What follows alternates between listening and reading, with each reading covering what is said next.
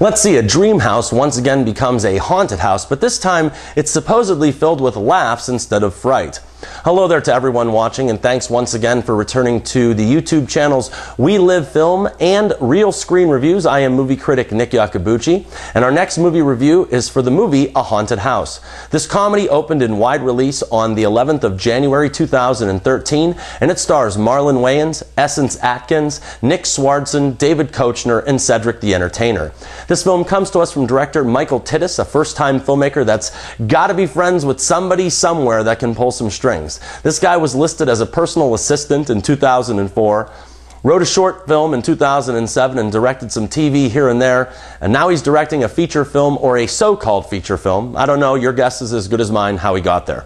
This is a simple story, seeing as it pretty much copies from other movies that we've seen a million times before. In this movie, Keisha moves in with Malcolm to create their dream home, but soon realize that evil forces are afoot, something like that. Before too long, Keisha becomes possessed by the supernatural, and Malcolm will enlist the help of a psychic, a priest, reality show ghost hunters, and pretty much anyone that will be willing to help get his life back to normal.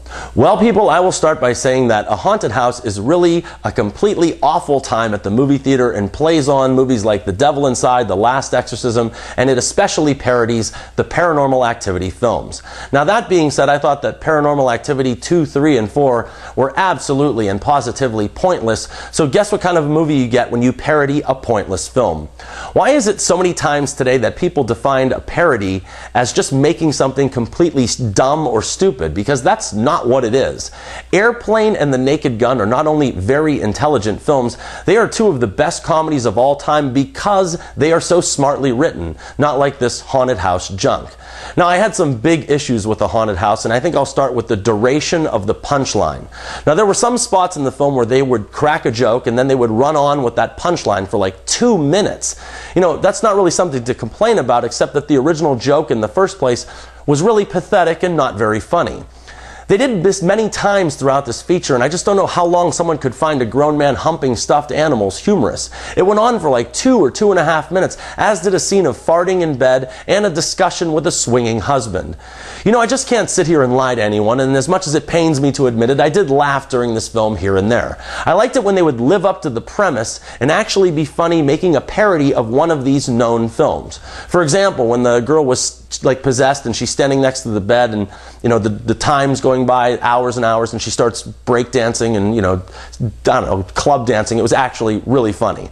Also rounding out the cast are comedy regulars David Koechner, Nick Swartzen, and Cedric the Entertainer, and Cedric was standout hilarious as the priest or holy man. Some of his lines actually had me grabbing my stomach, and the way that he delivers them is just absolutely priceless. But at 86 minutes, A Haunted House should have been 86th from movie theaters before it ever even arrived. This film could seriously be the longest hour and a half of my life, and maybe that's because they used jokes that I saw in the original American Pie about a dozen years ago. Then, for a movie that is so short to begin with, they didn't even give us any kind of paranormal anything until about 30 minutes into the movie.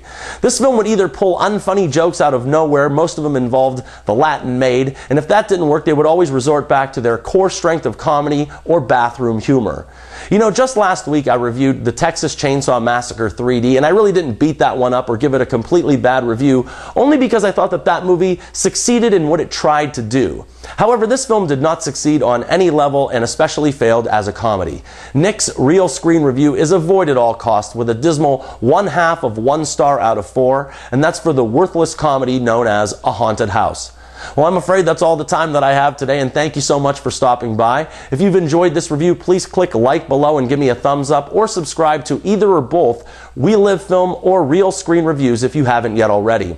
I'm sure that I'll be returning soon enough with more movie and trailer reviews, and until next time, this is Nick Iacobucci saying, remember people, I'm not always right, but only when it comes to the movies, and thank you for your attention.